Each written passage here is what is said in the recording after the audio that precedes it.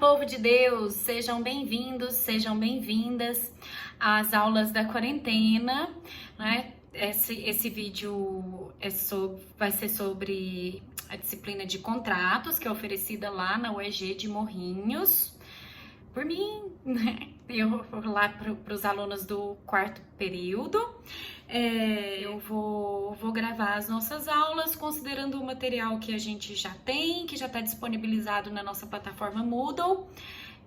Tá aí o link para você. Aí, tá vendo aí? Você já sabe entrar? Não sabe? Para quem já sabe entrar, dá uma olhadinha, qualquer coisa, me manda um e-mail que a gente dá um jeito de resolver, tá? Coloquei um fórum lá, os slides dessa aula já estão na plataforma também. Coloquei para você a indicação do nosso trabalho.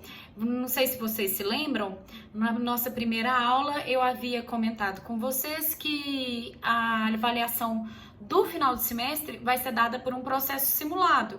Não, a gente vai fazer mesma coisa, inicial, contestação, tudo, mesma coisa.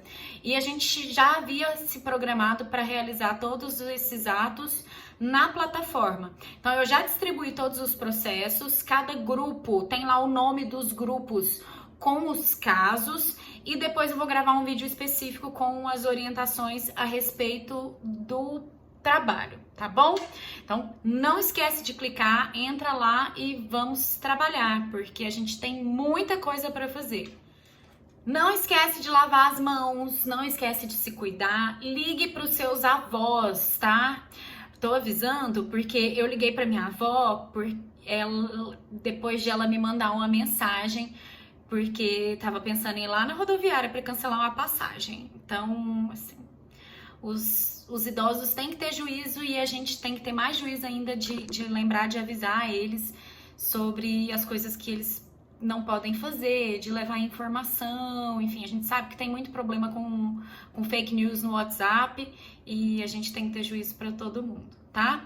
Liga para os seus avós, se ofereça para fazer compras, para dar uma ajuda, para ligar para o supermercado para entregar as compras, enfim. Tem como você ajudar as pessoas que estão próximas de você, principalmente ficando em casa, tá bom? Nós estamos por aqui no nosso quadradinho, né? A gente vai deixar a filmagem só assim mesmo, então pode se acostumar com ela, tudo bem? E eu vou tentar fazer a gravação, disponibilizar a gravação para vocês o mais rápido possível para que a gente possa manter a nossa normalidade, tá? Continuando os nossos assuntos, os nossos debates a respeito dos contratos e da função social dos contratos, olha aí, ó, coloquei para você o artigo 423 e o 424, que dispõem de algumas especificidades acerca da função social dos contratos. Olha que interessante, ele fala para nós sobre os contratos de adesão. Os contratos de adesão, ainda que sejam documentos que chegam para o contratante e tem uma flexibilidade muito menor, é possível que as cláusulas sejam sim discutidas. Essas cláusulas deverão ser revistas e adequadas ao cumprimento da função social dos contratos e da livre iniciativa, do meio ambiente, todos os demais princípios constitucionais que orientam o nosso entendimento a respeito dos contratos, tá? Não é só revisar o contrato pensando em proteger o consumidor ou quem quer que seja. Lembrando que a gente só vai tratar de relação de consumo quando existir alguém que seja fornecedor e outra pessoa que seja destinatária final de um serviço ou de um produto. Nem sempre nós vamos... aliás, o nosso assunto aqui em direito civil, e eu evito trazer os exemplos de direito do consumidor para nós por isso, eles são regulamentados por nós de modo geral, mas existem pontos específicos que a gente vai precisar olhar no CDC, tá? Então toma muito cuidado com isso. Se for caso de relação de consumo, você precisa olhar o Código Civil? Sim, mas precisa olhar o CDC também. Caso seja requerido alguma resposta nesse sentido em uma prova, por exemplo, na OAB, por exemplo, você é obrigado a consultar o Código de Defesa do Consumidor.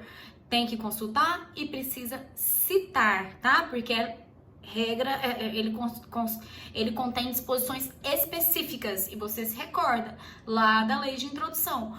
Diante de disposição específica, a disposição geral tem que ser considerada, obviamente, mas o dispositivo específico em primeiro lugar, tá bom? Ele tem prioridade. E aí, olha que interessante, ó, no artigo 423, olha o que ele fala lá para nós. Quando houver no contrato de adesão cláusulas ambíguas ou contraditórias, dever-se-á adotar a interpretação mais favorável ao aderente. Entende-se que o aderente é aquela pessoa que tem menos possibilidade de interferir nos dispositivos constantes no contrato, né, no momento da realização, da entabulação das cláusulas. Por isso que é mais favorável ao aderente. Mas isso daí, ó, dever-se-á adotar não sei o quê, se houver cláusulas ambíguas ou contraditórias. Quem decide se há cláusulas ambíguas ou contraditórias e o que é ambiguidade, o que é contradição, é o julgador no caso concreto. Nós, enquanto advogados, eu falo nós por conta de mim, tá? Mas eu não sei o que você vai virar daqui a um tempo. Eu torço pra você virar aquilo que você quiser, mas conseguir chegar até o seu sonho. Mas aí, né, você sabe, enfim, tá explicado. Então, nós advogados tentamos explicar por que é que aquela situação do nosso cliente é contraditória e é ambígua. E aí a gente é que tem que ter criatividade de explicar isso e comprovar isso com alguma coisa, com um documento, enfim. Às vezes até pela nossa leitura da história, né? Mas o julgador é que vai realizar a determinação a respeito dessa ambiguidade ou contradição, tudo bem? E aí, nesse caso ele entenda que haja ambiguidade, contradição, aí sim é possível modificar as cláusulas em favor do aderente, tudo bem? Lá, seguindo no artigo 424, o legislador nos coloca outra particularidade decorrente da função social relacionada aos contratos de adesão. Põe assim, ó. Nos contratos de adesão, são nulas as cláusulas que estipulem a renúncia antecipada do aderente a direito resultante da natureza do negócio. Ó, contratos de adesão, nulas as cláusulas que estipulem a renúncia antecipada. Olha como isso é interessante. Você não pode modificar livremente, você não tem a mesma abertura para modificar as cláusulas em um contrato de adesão, porque ele já vem prontinho e você só, em regra, só assina lá e fala assim, ok, né?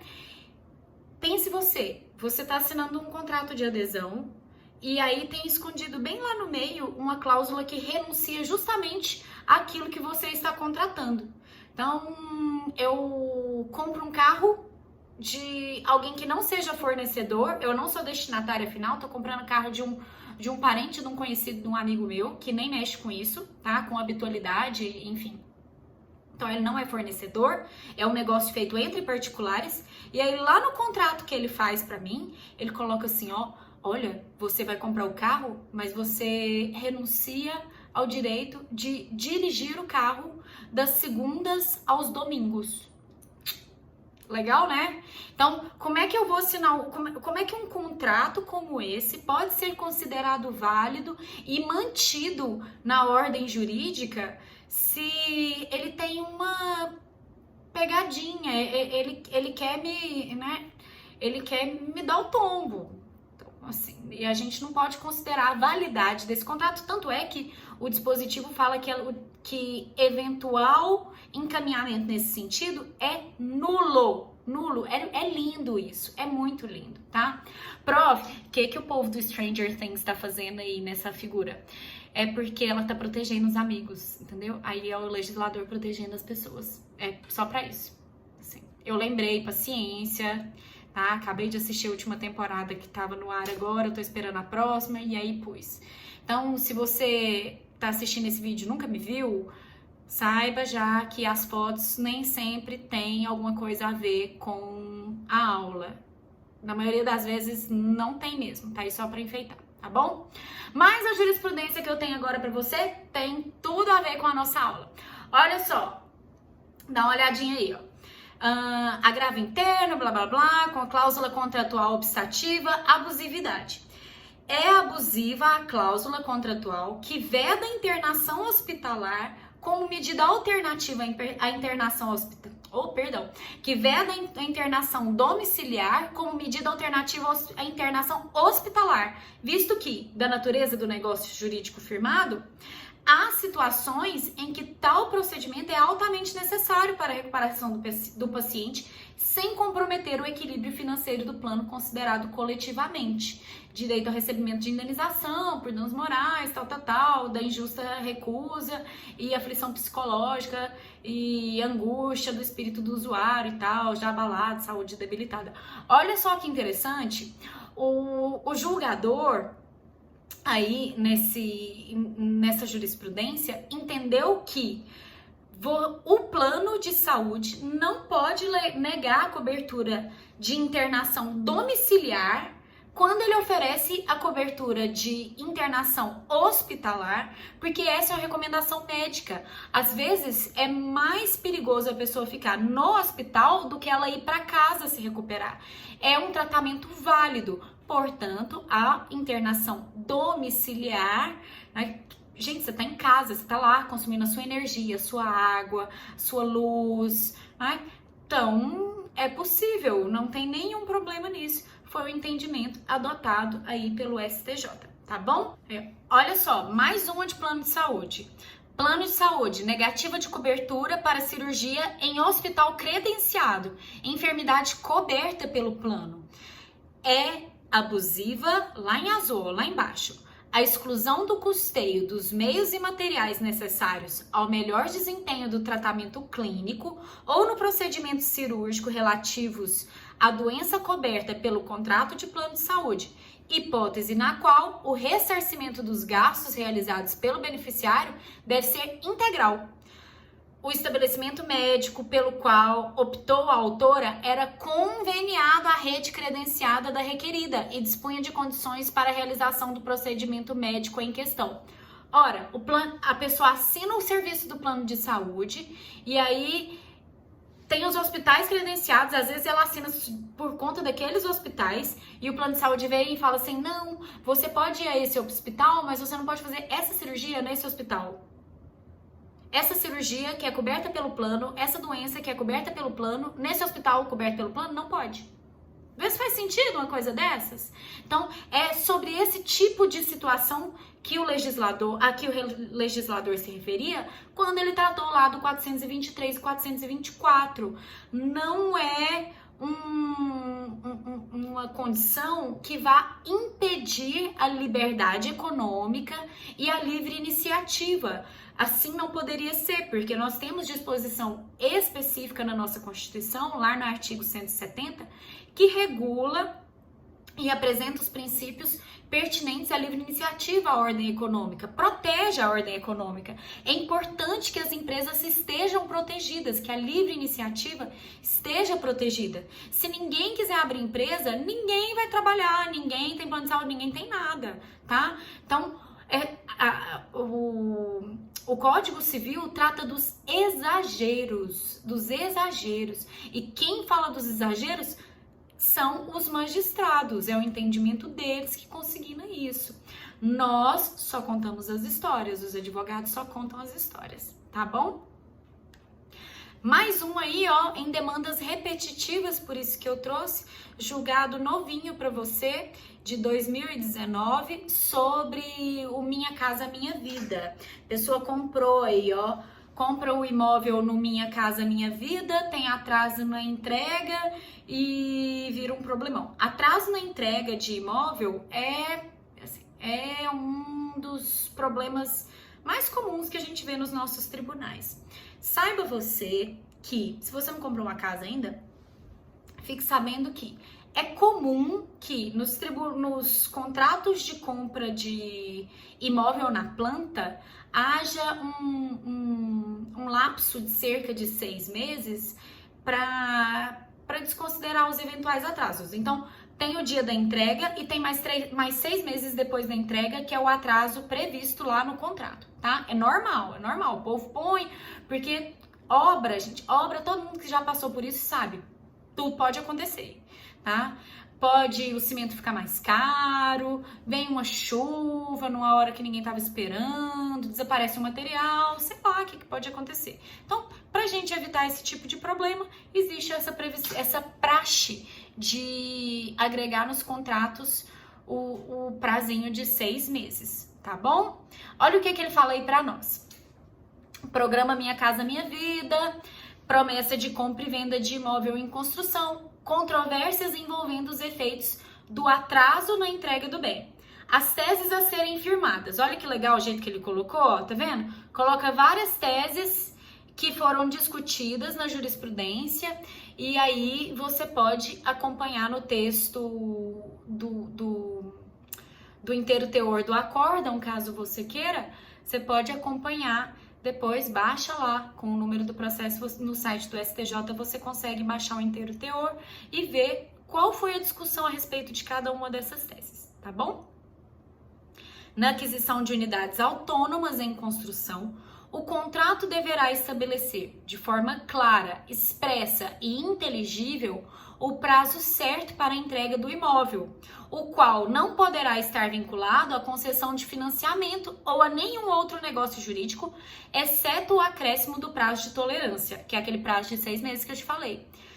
No caso de descumprimento do prazo para entrega, incluído o período de tolerância, o prejuízo do comprador é presumido, consistente na injusta privação do bem, a ensejar o pagamento de indenização, na forma de aluguel mensal, com base no valor locatício de imóvel assemelhado, com termo final na data da disposição da posse direta ao adquirente da unidade autônoma. É ilícito cobrar do adquirente juros de mora ou outro encargo equivalente após o prazo ajustado no contrato para entrega das chaves da unidade autônoma. O descumprimento do prazo de entrega do imóvel, computado o período de tolerância, faz cessar a incidência de correção monetária sobre o saldo devedor com base em indexador setorial, que reflete o custo da construção civil e tal, que deverá ser substituído pelo IPCA. Isso aí são tantos problemas que a gente vai também por partes, tá? Primeiro ponto aí, ele fala da entrega. Esse prazo de entrega tem que estar expresso no contrato. Parece bobo, parece óbvio, mas principalmente nesses contratos que envolvem compras com Minha Casa Minha Vida, o pessoal tem muito problema, porque é gente muito simples que faz essa compra e não reclama. Às vezes porque não vê, às vezes porque confia na palavra do vendedor, por toda sorte de motivos, tá? Então, dá isso, sai, a pessoa compra um apartamento, compra uma unidade, qualquer que seja, né, um imóvel na planta e tá lá, que dia que vai entregar? Não tem dia. Faz sentido isso? Né? De você comprar um imóvel na planta para residir e não ter prazo de entrega? Ué, você compra para morar, não tem... Não cumpre a função social da norma. Você provê o poder público provê um benefício para comprar um imóvel. As empresas, né, têm direito de receber o dinheiro do FGTS, que é para fomentar a construção civil. Quando a empresa te vende, quando a construtora te vende um imóvel na planta, esse imóvel não é bem de família, você não tem nem como alegar bem de família, então ela pode pegar esse imóvel a qualquer momento se você deixar de pagar. Tem vencimento antecipado do valor da dívida. Então, nós já temos essa construção considerando função social da norma, da realização desses contratos de financiamento. Isso já é muito grande.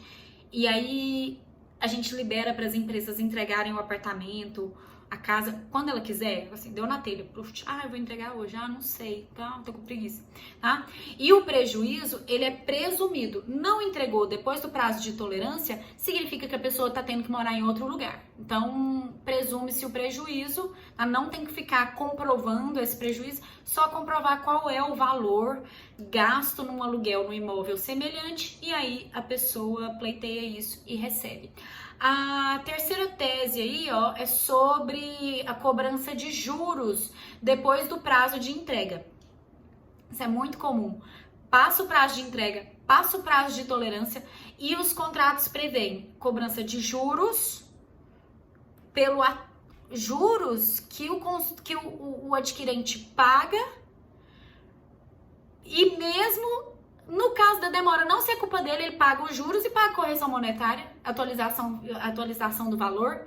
Faz sentido isso? E atualização do valor pelo Índice Nacional da Construção Civil, que é o que geralmente aparece por aí nesse tipo de contrato, sendo que a construção já acabou.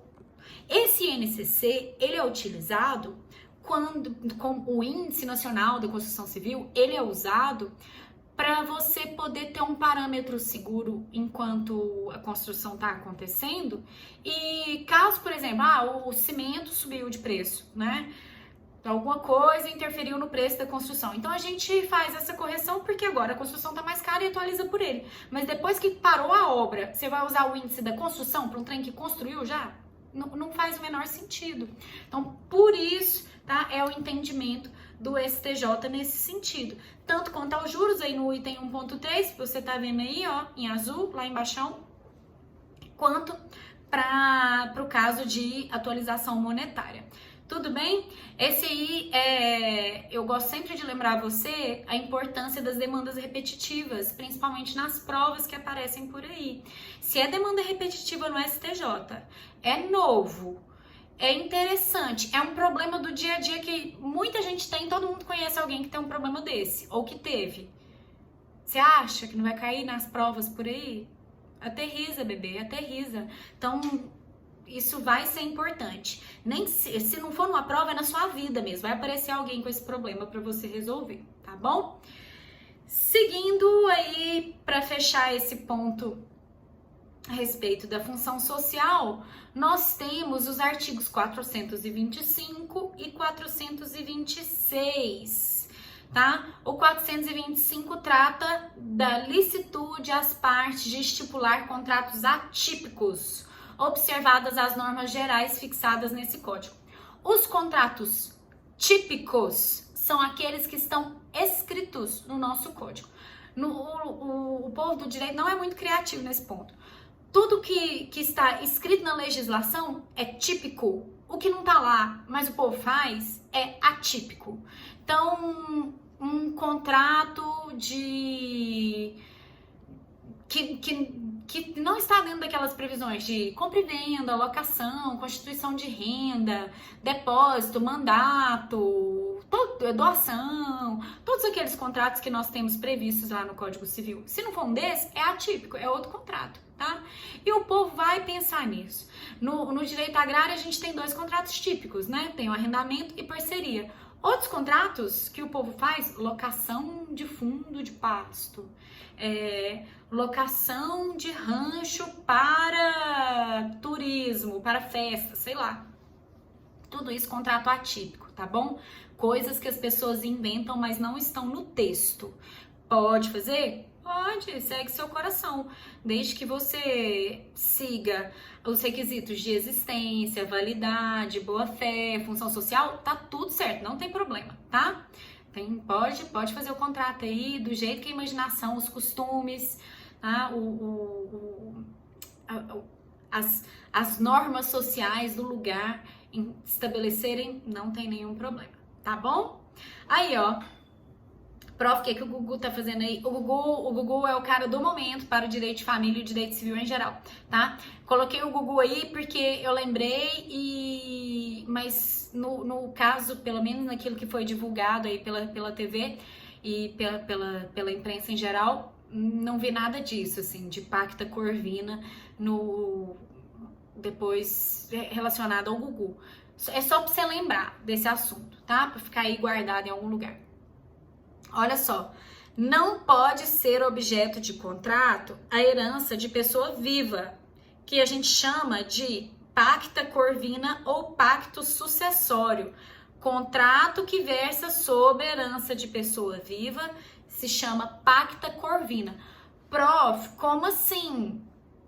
Contrato sobre herança de pessoa viva? Ué, a pessoa nem morreu e você já tá vendendo as coisas. Você já tá aí, ó, negociando a herança que você nem recebeu. É muito feio isso. Eu lembro assim, pacta corvina, eu lembro sempre do corvo, dos abutres, entendeu? Dos urubus que estão lá sobrevoando a pessoa só torcendo pra ela morrer. Então, é uma coisa assim. Você tá torcendo pra pessoa morrer pra pegar o dinheiro dela, tá? Isso não é condizente com a função social.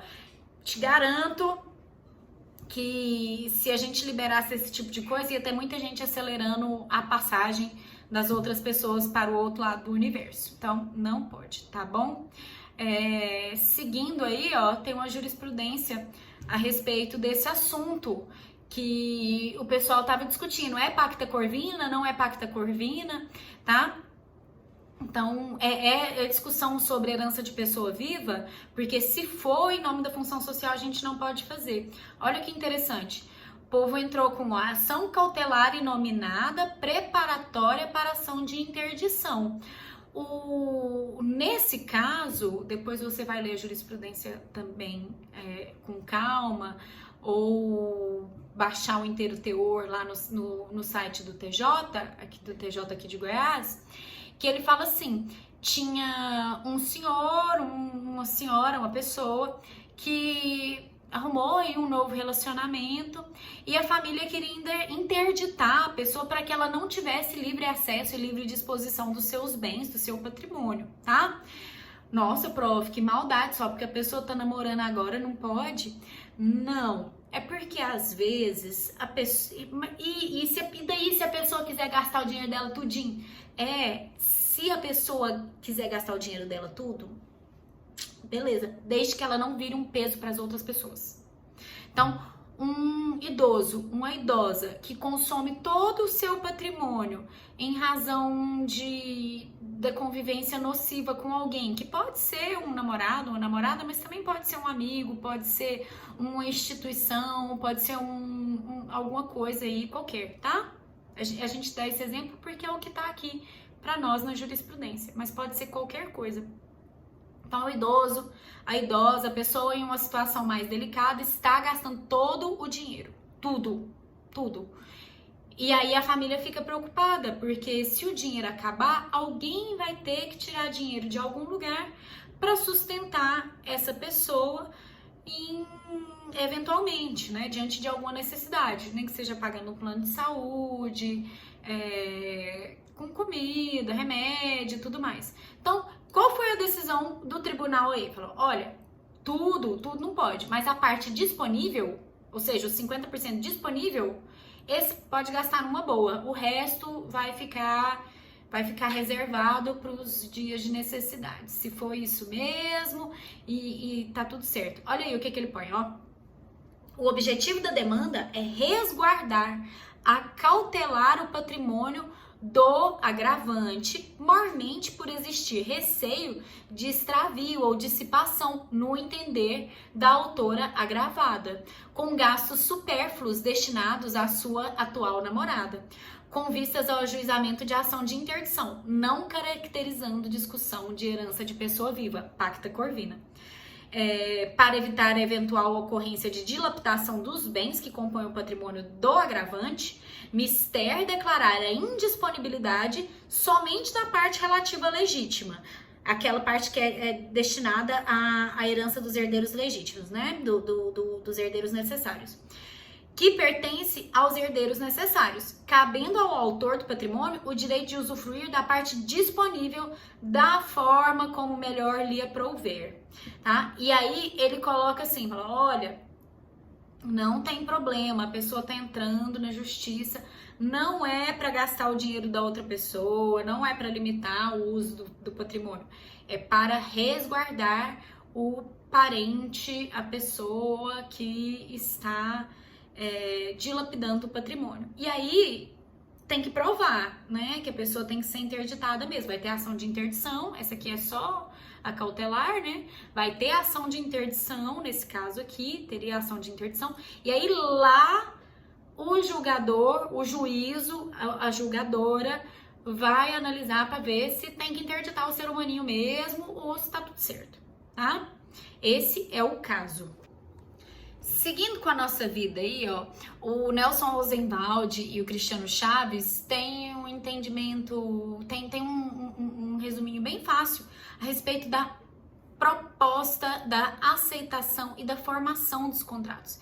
Eles falam o seguinte, ó, eles dizem que a proposta e a aceitação são dois negócios jurídicos unilaterais.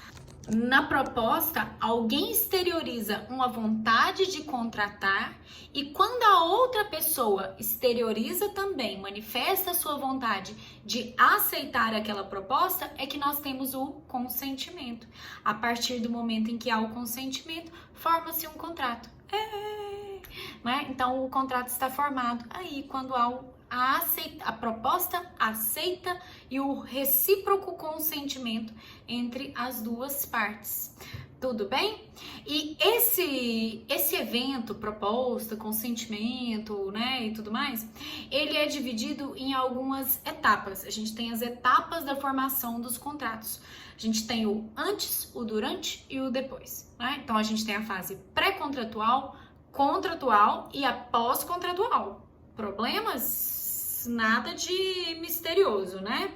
Então, perceba você. Aí na foto, ó, a coleguinha pediu o outro em casamento e pela cara dele, eu acho que vai aceitar, né? E aí só depois que ele aceitar que eles têm um vínculo formado, tá?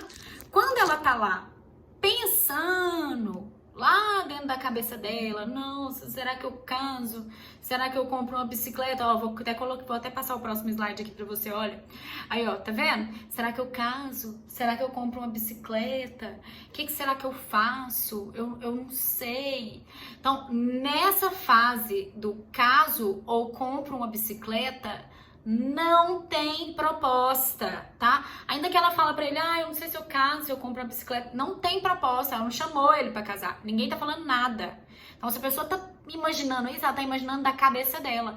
E isso é muito importante, porque mesmo que não haja proposta ainda, dependendo da preparação que se faz em razão dessa fase de tratativas, existe geração de responsabilidade civil, tá? Então, quando, em razão da fase de tratativas, dessa fase pré-contratual, que a doutrina também chama aí, ó, coloquei no título pra você, tá vendo?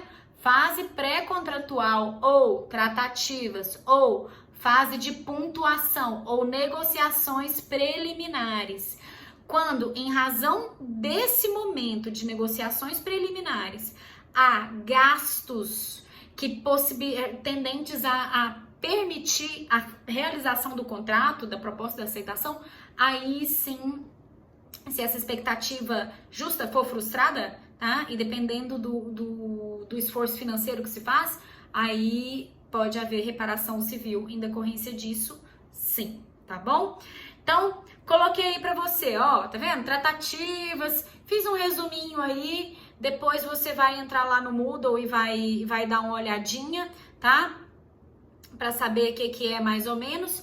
Só lembrando que essa fase preliminar, essa fase de tratativas, sempre existe. Sempre, sempre, sempre, sempre. Mesmo em contratos de adesão, ela é existente. Exemplo, você vai à operadora de telefonia, senta lá no banco e fica lá perguntando para a moça quanto que é o plano, se tem fidelização, se tudo mais, tudo isso você tá perguntando, você não fez nenhuma proposta ainda, você não, né, ninguém te falou nada, então mesmo assim existe a fase de tratativas, tá? E toma muito cuidado para não confundir a proposta, né, mesmo, fala assim, então é tanto, eu quero, me dê, né? a proposta com a fase de tratativas ou as negociações preliminares e o contrato preliminar. Um contrato preliminar, e aí o melhor exemplo que a gente tem é esse que a doutrina dá mesmo, que é o contrato de compromisso de compra e venda. O contrato preliminar, ele é feito antes do contrato definitivo, né? E tem o mesmo teor. O contrato de compromisso de compra e venda, ele, em regra, você faz assim, você fala, olha, eu vou comprar parcelado esse imóvel aqui, e aí, quando chegar tal dia que eu já tiver pago desse tanto aqui, ó, aí a gente faz a compra e venda. Aí eu compro e você me vende, entendeu? Mas por enquanto, eu me comprometo contigo a comprar esse imóvel e já estou pagando. Então, esse contrato preliminar, o contrato de compromisso de compra e venda, é um excelente exemplo disso. Ele vai ter os mesmos dispositivos, a mesma coisa. Uma outra possibilidade seria um contrato preliminar com um jogador de futebol. Você faz um contrato, né? Assim, o nosso contrato vai ser isso. E aí, ano que vem, você vai jogar aqui nesse time com esse contrato. Entendeu? É o contrato preliminar. Já passou da fase de tratativa. Já passou. Você já tem um contrato. Aí depois você vai fazer outro, que é definitivo. Mas as cláusulas já estão definidas, tudo bem? E trouxe aí para você, ó, o enunciado 170 das jornadas de direito civil. Como você bem se lembra, as jornadas de direito civil são como congressos que consagram interpretações a respeito da legislação. Então, o enunciado 170 fala assim, ó, a boa-fé objetiva deve ser observada pelas partes na fase de negociações preliminares e após a execução do contrato, quando tal ocorrência decorrer da natureza do contrato. Então, se é um contrato de compra e venda de um bem imóvel, por exemplo, você precisa dar uma garantia, dar uma assistência, né? Responder questionamentos a respeito de pontos que talvez não sejam considerados. Exemplo, você vende um imóvel para alguém, né? Venda entre particulares não é direito do consumidor. Você vende um imóvel para alguém e aí, passados uns 6 meses, a pessoa te liga e fala assim, olha, tem uma rachadura imensa aqui na parede do centro, aqui no pilar da casa. Você tá sabendo dessa rachadura? Aconteceu alguma coisa? Aí você vai lá e fala assim, não sei de nada. Você tá cansado de saber que tem uma goteira imensa lá naquele lugar e tem muita umidade, já deu problema, você já reformou, e aí você vai lá e não fala nada. A pessoa descobre que tem um problema antigo ali e que ela não comprou. Ela pode, inclusive, requerer a diferença, tá? E te dar problema na justiça por conta dessa sua inação, né? Dessa sua postura de não falar nada. E o pior, depois ainda mente, né? Isso é que é o pior, isso é que mata. E aí, minha filha, quando te pegou, já era. Melhor você negociar, organizar, né? Porque senão vira mais gasto para você do que se tivesse falado a verdade desde o começo, tá bom? Mas o importante é isso. As tratativas vinculam também e a jurisprudência tá de acordo com a gente. Olha só. Tem aí, ó, coloquei para você possibilidade de responsabilização por não celebração do contrato em fase de tratativas, que a gente chama de responsabilidade em contraendo ou pré-contratual. Prof, a gente ainda não viu responsabilidade, a gente vai ter um semestre só disso. Eu tô lembrado desse semestre, tá? Eu tô sabendo que a gente vai ter aula de responsabilidade civil em um outro momento. Então, não vou te aterrorizar com as diferenças entre os tipos de responsabilidade, tá? Responsabilidade, culpa, enfim. Não vou te atentar por conta disso. Mas lembra desse nome, anota num cantinho do seu coração que a gente ainda vai precisar dele, tá? Lembra desse nome. E lembre-se que a responsabilidade é essa obrigação de responder, de assumir as consequências de um ato que foi cometido, enfim, né? Aí tá lá assim, ó, o STJ fala pra nós de 2013, tá? É meio antiga, mas é importante pra nós. Aí, ó, violação, tal, questões processuais. Aí, a responsabilidade pré-contratual não decorre do fato de a tratativa ter sido rompida, o contrato não ter sido concluído, mas do fato de uma das partes ter gerado a outra, além da expectativa legítima de que o contrato seria concluído, efetivo prejuízo material. Esse caso é sobre, ele envolve a BMW, coloquei de vermelho aí pra você embaixo, ó. Envolve a BMW. A BMW chegava na cidade e fez um anúncio, enfim, de que se você quisesse abrir uma concessionária da BMW, você podia. Aí ela contratava uma consultoria, essa consultoria disse que era fraudulenta, não sou eu que tô falando, tá aí no julgado, eu só li, tá? Essa consultoria era fraudulenta, o pessoal investia uma grana para adaptar e tal, fazer as coisas que tinha que fazer para abrir a concessionária, e aí no final da história não abria, entendeu? E aí você paga uma grana, no julgado, se eu bem me recordo, eram 70 mil reais. Aí você paga uns 70 mil reais lá pra essa consultoria, pra fazer um monte de coisas, e aí no final assim, não, ai, a gente resolveu, não vamos abrir não.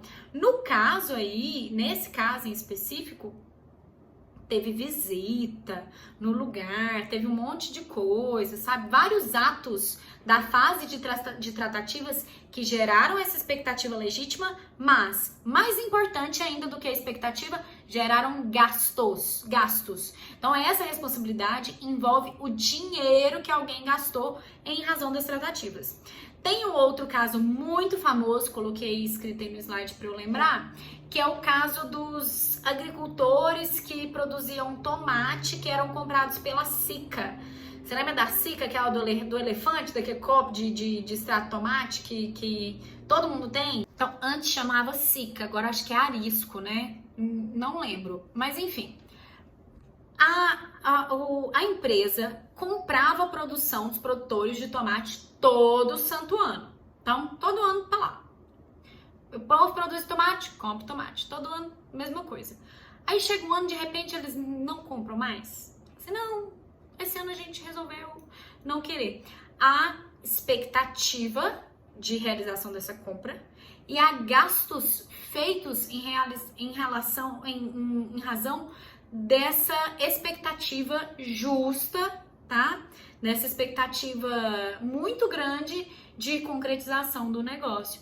Então, a responsabilidade em contraendo, ou seja, a responsabilidade pré-contratual, essa da fase de tratativas, ainda que não exista um contrato definitivo e nem um contrato preliminar. Tem essa responsabilização, tá? Seguindo aí, a gente tem uma outra jurisprudência que fala justamente dos requisitos necessários à geração de responsabilidade pré-contratual. Tá aí, ó, jurisprudênciazinha de 2017 do TJGO, que fala, ó, consentimento às negociações, confiança da seriedade das tratativas, dano patrimonial, nexo causal, né, relação de causalidade, e inobservância do princípio da boa-fé. A mera entrega de documentos para análise da validade da parceria agrícola entre as partes, por si só, não acarreta a demandada a obrigação de contratar. Inexistindo qualquer vínculo obrigacional, tampouco deflagrado o processo formativo do contrato, ausente sequer a proposta, mas meras tratativas, não há que se imputar responsabilidade civil à parte que interrompeu as negociações preliminares, máxime por não verificada abusividade ou boa-fé. Ora, eu entrego o documento e agora eu sou obrigada a contratar. Ninguém é obrigado a fazer ou deixar de fazer, senão por lei. Então, essa fase de tratativas, tá, ela é importante de ser definida por isso. Porque o fato, o que o povo queria ir? Ah, eu entreguei o documento, então eu ia contratar. Que gasto que você teve com a entrega desse documento? Aí ficou tristinho porque não contratou? Não. Os gastos, ou seja, os danos de natureza material, dinheiro, tá? Os danos de natureza material é que são considerados em responsabilidade pré-contratual.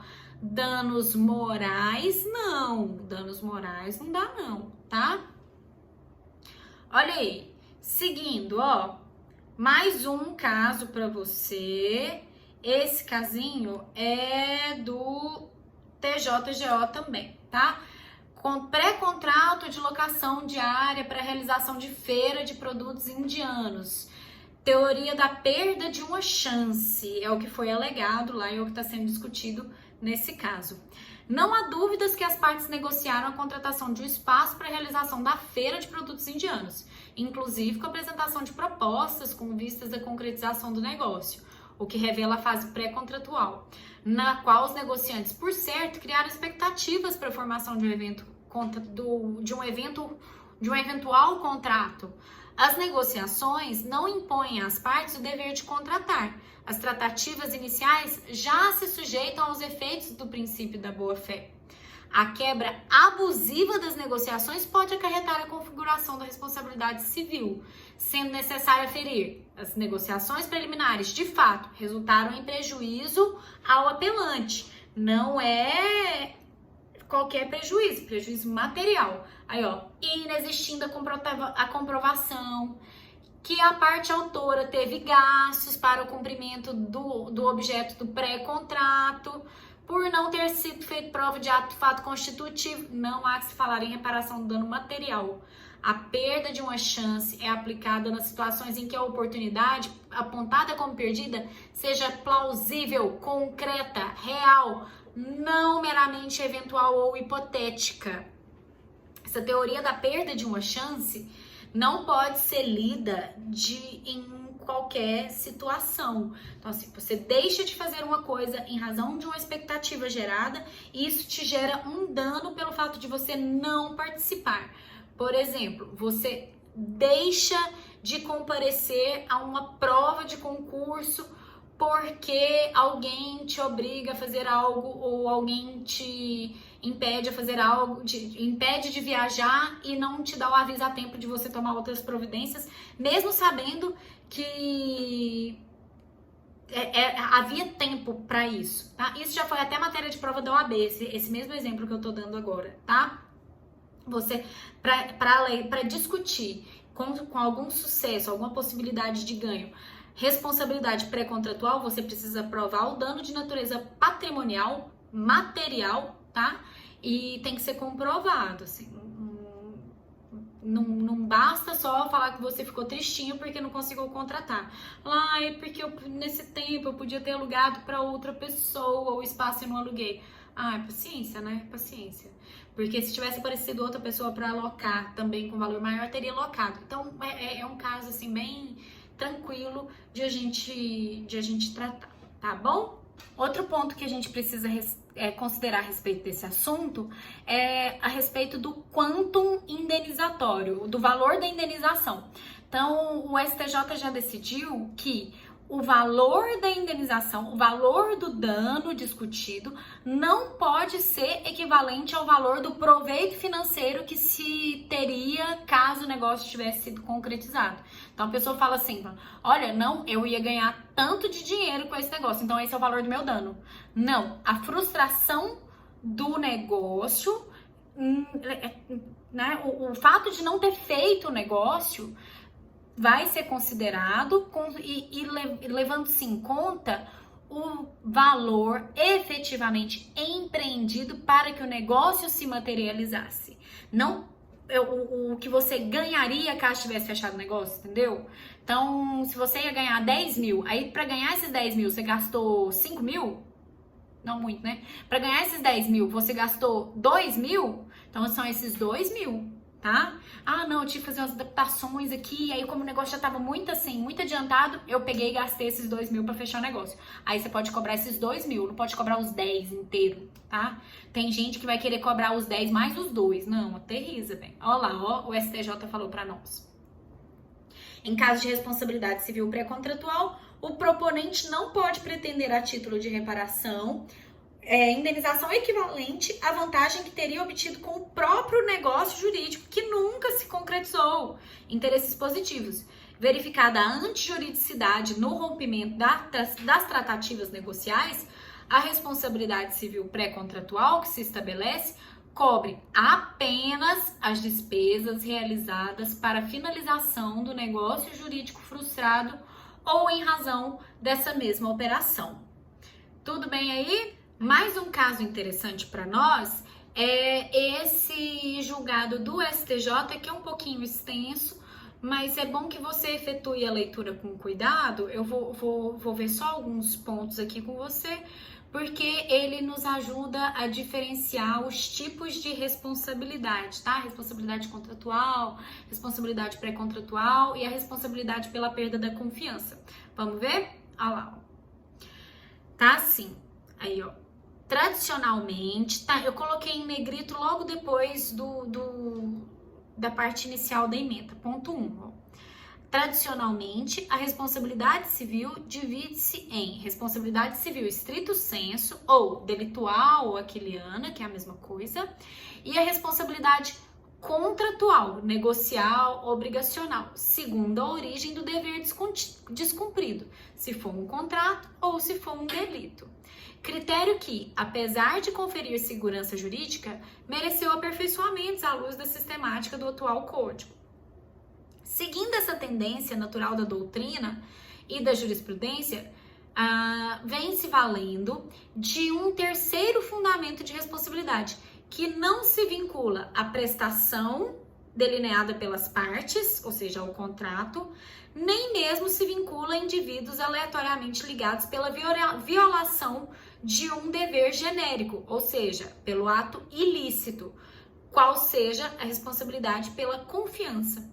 Responsabilidade pela confiança é autônoma em relação à responsabilidade contratual e extracontratual, constituindo em um terceiro fundamento ou terceira pista de responsabilidade civil, tendo caráter subsidiário, onde houver o dano efetivo, requisito essencial para a responsabilidade civil, e não for possível obter uma solução satisfatória pelos caminhos tradicionais da responsabilidade, a teoria da confiança será a opção válida.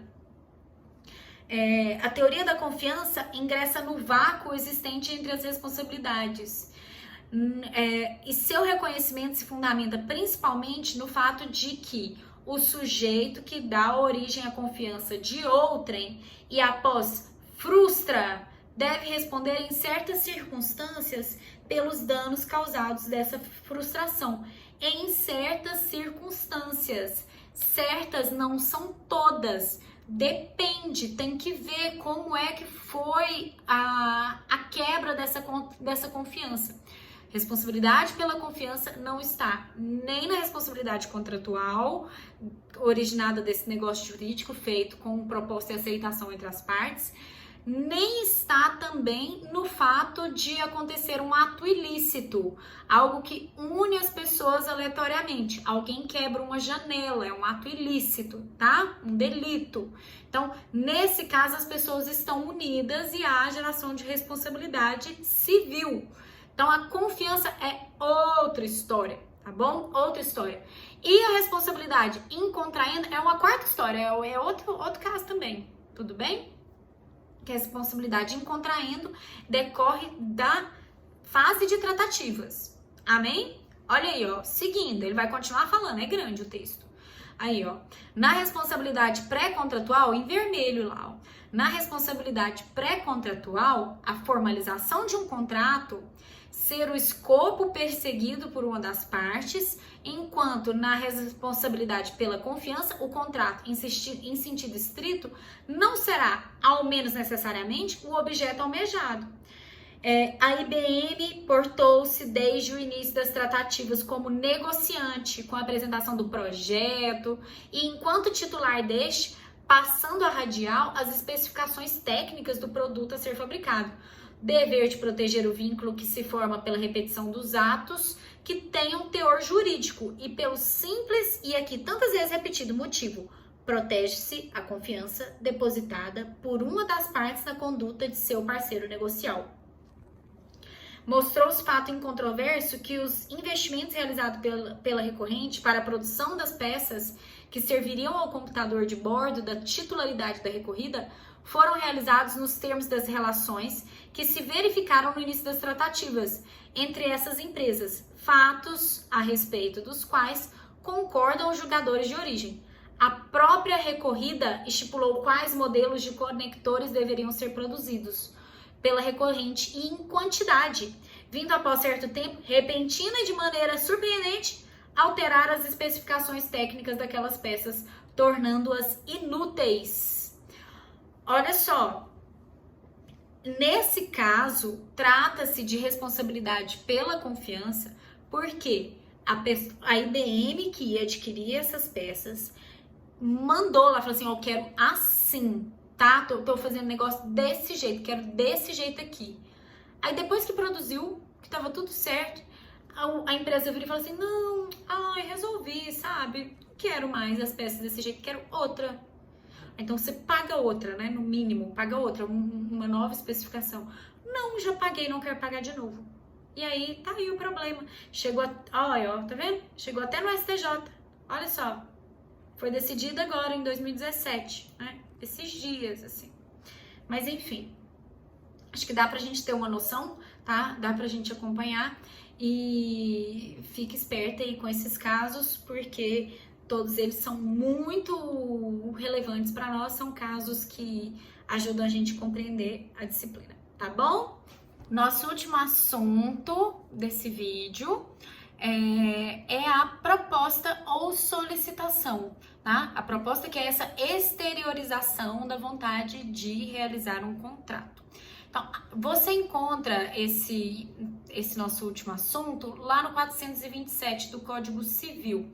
Olha o que ele fala aí para nós, ó. A proposta de contrato obriga o proponente, se o contrário não resultar dos termos dela, da natureza do negócio ou das circunstâncias do caso. Só que eu vou pegar esse artigo e vou dividir, tá? Vou dividir. Tá vendo aí o jeito que ele tá? Certinho, né? Em negrita e o 427. Vou passar para você agora, ó. Olha que legal. Dividir o artigo pra gente poder ver cada uma das partes, tá? Calma, respira. Olha aí, a proposta do contrato obriga o proponente, se o contrário não resultar dos termos dela. Primeiro, não resultar dos termos dela significa que a proposta é obrigatória a menos que haja previsão de direito de arrependimento, tá? Então, vendo esta casa, mas tenho o direito de me arrepender de colocar à venda. Não é porque você chega aqui e fala assim, então eu compro que eu sou obrigada a vender, tá? Então, a proposta é obrigatória, a menos que haja previsão de possibilidade de arrependimento. Tanto que quando você coloca a casa para vender, você geralmente fala assim, aí o povo coloca um preço bem alto, né? Bem fora do mercado, até para a pessoa poder falar não. Porque quando você coloca um preço bem acima, aí a outra pessoa vem e fala outro preço, isso implica uma contraproposta, tá? Uma contraproposta. E aí sim, né? Eu posso aceitar ou não. A pessoa faz a contraproposta por escrito. Geralmente, e quando se trata de imóveis, a gente faz assim, né? Faz a contraproposta por escrito, aí eu vou lá e aceito ou não, tá bom? Então aí, ó, a proposta obriga o proponente se o contrário não resultar dos termos dela, é o direito de arrependimento. No CDC, no Código de Defesa do Consumidor, olha o artigo 30. Toda informação ou publicidade obriga o fornecedor que a fizer veicular. 35. Se o fornecedor recusar o cumprimento, o consumidor pode exigir o cumprimento forçado, aceitar outro produto ou serviço, rescindir o contrato. Então, essa história de direito de arrependimento, o contrário da proposta, né? E nos termos da proposta tem o direito de arrependimento, em relação de consumo, não pode, tá? Não pode porque o CDC já regula a matéria nesses termos. E aí a gente vai começar a ler o artigo de novo e vai colocar assim, se o contrário não resultar, se o contrário não, a gente para nesse ponto e lê a próxima parte do artigo. Ele é dividido em 3 pedaços, tá? Em 3 pedaços pra gente conseguir entender. Então, de novo, ó, vou começar lá no caput do 427. A proposta de contrato obriga o proponente, se o contrário não resultar, lá embaixo item 2, da natureza do negócio, tá? Então, se o contrato não resultar da natureza do negócio, a proposta não obriga o proponente, tá? Então, por exemplo, assim, como é que tá isso? A proposta obriga, a menos que da natureza do negócio, né, haja uma possibilidade de não obrigação. Tá assim lá, olha, eu vou vender tal coisa para as 30 primeiras pessoas que ligarem. Os 30 primeiros telefonemas receberão um desconto de X%. Os 30 primeiros receberão 2 vidros de Top Term, 2 potes de ômega 3. Sei lá o que é que a pessoa tá vendendo. Isso é muito comum, tá? Isso é muito comum mesmo. Eu vou vender, mas é um por pessoa. A mesma pessoa não pode levar 5, tá? Então, facinho, né? E a terceira hipótese, ó, a proposta de contrato obriga o proponente se o contrário não resultar das circunstâncias do caso. Isso daí serve pro juízo ter espaço para decidir o que ele quer fazer. Aí ele vai analisar as circunstâncias de cada caso concreto e vai falar assim, ó, nesse caso aqui, a circunstância do caso, entendeu? Não vinculava, não, a proposta. A proposta não obriga o proponente nesse caso. Por quê? Porque eu acho assim. Aí a pessoa tem que contar a história e falar que nessas circunstâncias era assim, tá?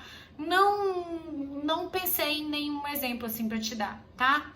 Mas até porque eu acho que as duas primeiras situações abrangem a maior parte dos casos em que é possível realizar essa não obrigatoriedade da proposta. Mas fica aí você saber que não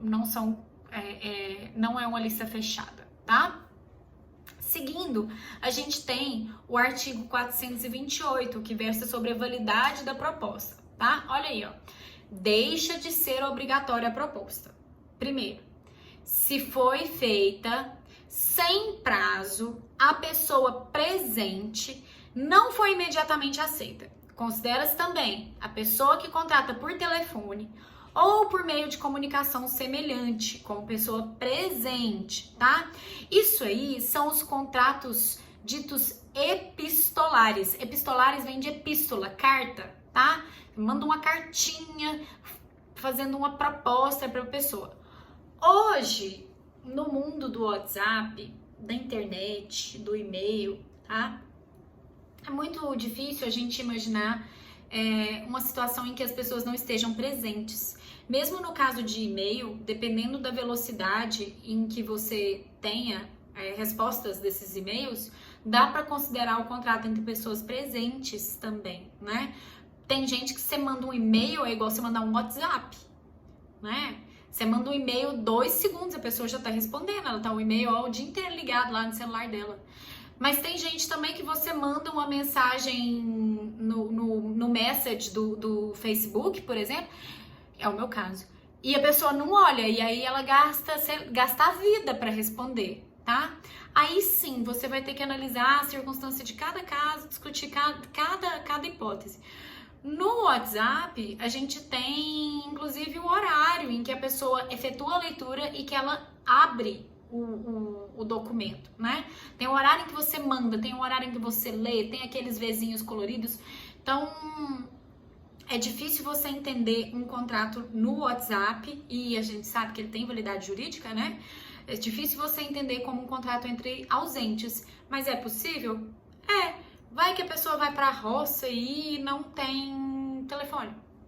Sei lá, tudo pode acontecer. Então vai depender também da análise do caso concreto. Mas saiba você, se foi feita o contrato, ó, proposta, pessoa presente, não imediatamente aceita, assim, quer? Aí a pessoa fica calada, tá lá, não fala nada. Aí deixa de ter validade a proposta, tá? E no inciso 2, se feita com o prazo a pessoa ausente tiver decorrido tempo suficiente para chegar à resposta ao conhecimento do proponente. Então, olha só, você manda uma mensagem, sei lá, um comunicado para a pessoa, falando para ela, olha, você tem até o dia tal para me responder. E aí passa 2 meses, né? Você sabe que a pessoa nova, que tem celular, que tá o dia inteiro no WhatsApp, e mesmo que os vizinhos não estejam coloridos lá porque ela desativou, sei lá, qualquer coisa aconteceu, já dava tempo dela ter visto. Então, se dava tempo dela ter visto, e quem vai decidir que tempo é esse, se dava, se não dava, é o juízo. Nós contamos as histórias, tá? Então, o juízo é que vai decidir se isso aconteceu ou não. Aí, a proposta deixa de ter validade. Item 3, né? Inciso terceiro. Se feita pessoa ausente, não tiver sido expedida a resposta dentro do prazo dado. Então, a pessoa não devolveu o comunicado dentro do prazo que você pediu. Aí, vai ser analisado, vai ser entendida como proposta que perdeu a validade. E, finalmente, se antes dela ou simultaneamente chegar ao conhecimento da outra parte a retratação do proponente. Então, antes da pessoa dar a resposta, antes da pessoa aceitar, já a pessoa que fez a proposta já manda e fala assim, não, esquece isso aí, tá bom, desisti. Tá? Aí a proposta perde a validade também. Tem ainda um assunto interessante quanto à oferta ao público, tá? Quando se trata de oferta ao público, lá no 429. A oferta ao público pode ser um carro de som que oferece vendendo alguma coisa assim, vendo uma casa em tal lugar, tantos mil reais. Aí isso é oferta ao público, tá? E também tem o caso da oferta ao público, coloquei aí pra você lembrar. Eu só lembro desse ômega 3, desse top term, tá? Se algum dia minha avó assistir isso, ela vai saber que eu sempre dou exemplo dela nessa hora. Minha avó adora comprar esse tipo de negócio. Ela já comprou pra mim um trem de fazer iogurte, top term, esse ômega 3, ômega 6, ômega não sei o que, da top term, também já apareceu lá em casa. Beijo, vó! Então, tem lá essa top term e a oferta ao público. E aí, ó, a oferta ao público equivale à proposta quando encerra os requisitos essenciais ao contrato, salvo se o contrário resultar das circunstâncias ou dos usos, né? Oferta válida por 30 dias. Então, explica lá como é que é essa oferta. Daqui a pouco a gente vai ver uma jurisprudência sobre isso, tá? O parágrafo único. Pode revogar-se a oferta pela mesma via de sua divulgação, desde que ressalvada esta faculdade na oferta realizada. Então, faz a oferta ao público, avisa lá que pode se arrepender, que pode ser revogada a oferta, que pode mudar, e aí, pelo mesmo modo de divulgação da oferta pública, revoga-se a oferta. Ai, prof, e se alguém já tiver aceitado? Menino, se alguém já tiver aceitado, aí tem que cumprir ou então arcar com as perdas e danos, né? Se alguém aceitou enquanto estava a oferta válida, já era. Aí tem que dar um jeito de cumprir o contrato, né? E a pessoa pode exigir o cumprimento da obrigação, evidentemente, tá? No Mercado Livre, quando você quer retirar uma oferta, você vai lá e tira o anúncio.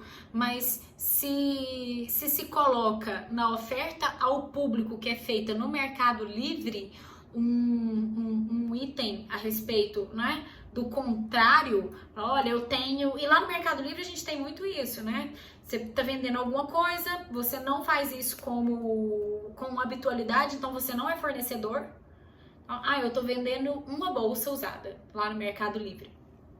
Você tá vendendo essa uma. E aí tem lá o espacinho pra você colocar quantos itens desse você tem.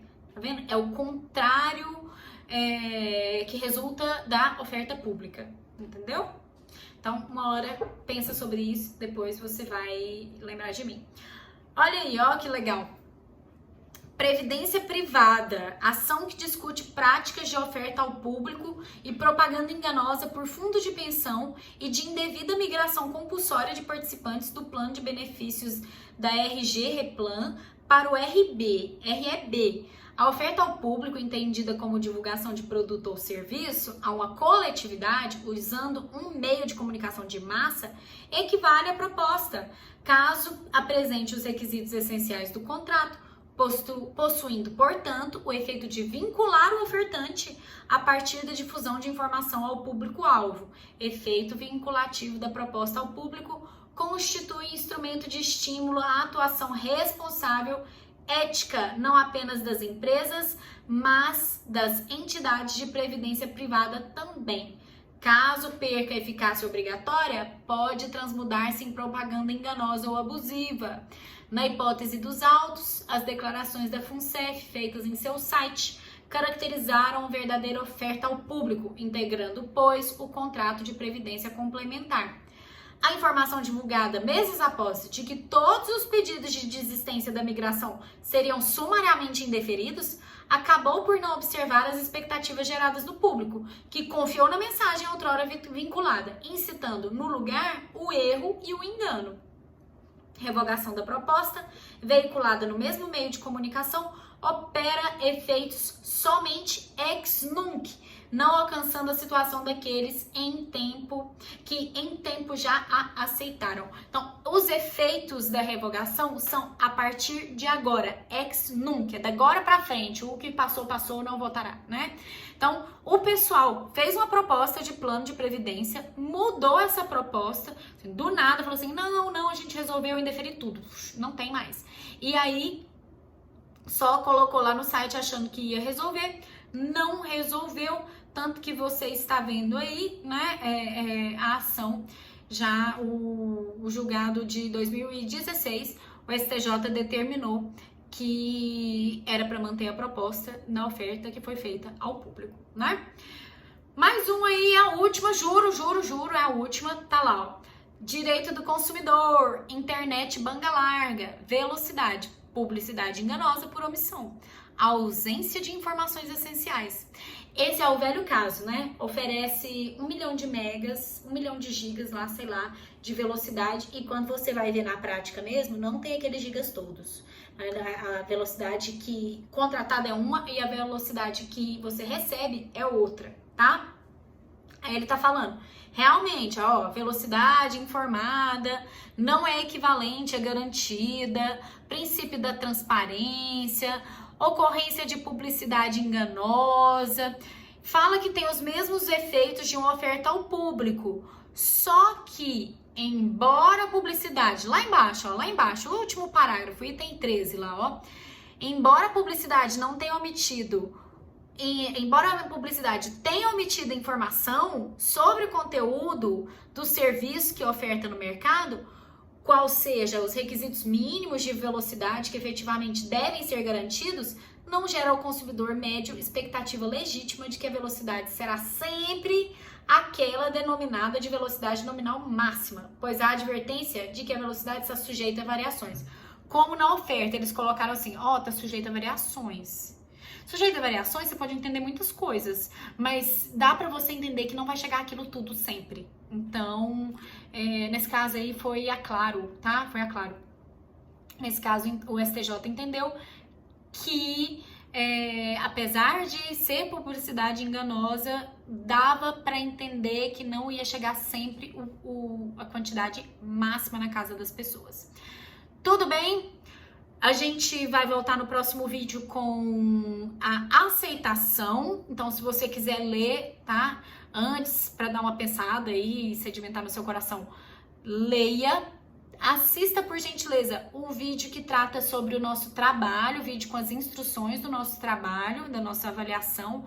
A gente segue o passeio, tá bom? Proteja-se, cuide da sua família, cuide das suas pessoas. Espero que você tenha gostado do vídeo. Espero que seja útil para você e que a gente possa trabalhar bastante, tá? Nesse período de quarentena. Se você gostou, deixa um joinha aí pra mim, fala que você gostou pra eu saber. E caso você tenha alguma ponderação, manda pra mim, tá? Manda pra mim uma noticiazinha sua, tá bom? Beijo, povo de Deus, saudades de todos vocês, tá bom? Até mais!